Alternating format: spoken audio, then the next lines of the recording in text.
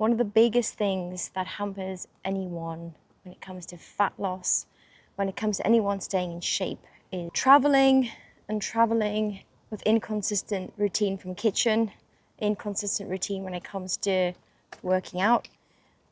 Like those are the two biggest things that I find. And I hear a lot of women say to me, Nika, I haven't got time to work out. Nika, I haven't got time to food prep and all that. So I want to bust those myths because, let's face it, when you have horses, it involves traveling. When you are going from in between training competitions, this all means that your routine will be disrupted. That doesn't mean that your health has to slip. Okay, this is a very random recording today because I'm waiting for my train. So, literally at a train station. The joys of traveling. And I wanted to really talk about, this is someone who honestly spent over 20 years as a competitive rider. And in those 20 years, that involved traveling Europe, that involved living out of a horse box, that involved poor sleep, eating whatever I could on the side of the road.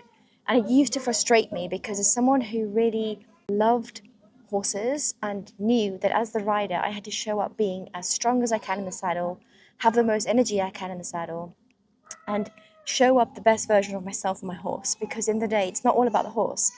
The horse plays a huge part, but if I, as a rider, wasn't showing up full of energy, strong, focused, and calm was a big thing, especially riding horses that were very young, spooky, unpredictable.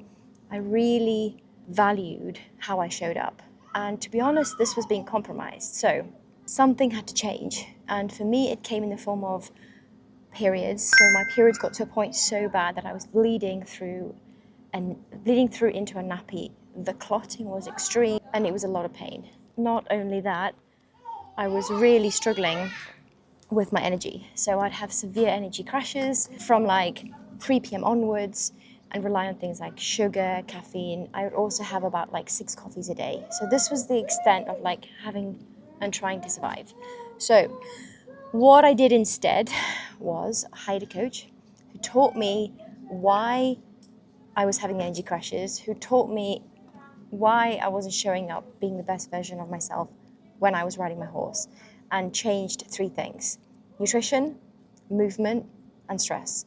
Now, all of those three things mean that no matter where I am in the world, no matter where I'm traveling, I can maintain my body, my health. My periods can stay consistent in terms of their frequency, in terms of them not being painful. Because the worst thing is, like the other day, I was traveling on a flight back from Bali to the UK via Doha, and I came on my period in the airport. Now, the old version of me would have gone into complete panic because I would have been so heavy, no underwear, and just no access to any proper women's supplies. So, thank God, because of all the work that I do, no matter where I'm in the world, my period was not painful.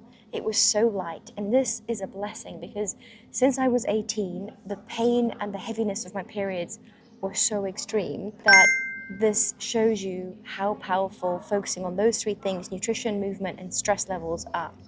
So when it came to nutrition, I now know what to eat, when to, and how to eat to optimize my hormones. So currently, I'm traveling to Liverpool for 2 days, don't have access to a kitchen. I know what to eat when I'm in supermarkets, when I had food on the go. Before, it'd be things like grab a salad, eat the fruit. I had no idea that fruit in excess amount was only spiking my glucose, was making me want more food. It's why I had addiction to sugar. I genuinely thought I had a problem, seriously. And now I know what to eat. I know what protein sources to take on the go. Take it one step further. When you understand the knowledge of things like seed oils and the effects of those seed oils, the inflammations, what that has on inflammation of your body, it genuinely changes things like your gut microbiome, your gut health. And gut health has such a significant effect on hormone levels, on how you function, on how you can focus, on how your immune system responds to the external. And again, as someone, and I know equestrian women out there, we travel a lot, we have inconsistent routines. When you couple that with eating the wrong foods and not knowing what foods to eat, your whole health will change for the worse. And not only that, the worst thing about it is your horse feels it. Your horse knows when you're not on form. They also know when you're not as focused. They know when you're distracted. They know when you're slightly anxious. They know when you're stressed. They know when you're angry. Like, you cannot lie to a horse. And in one way, I freaking love that about them, because it is so refreshing to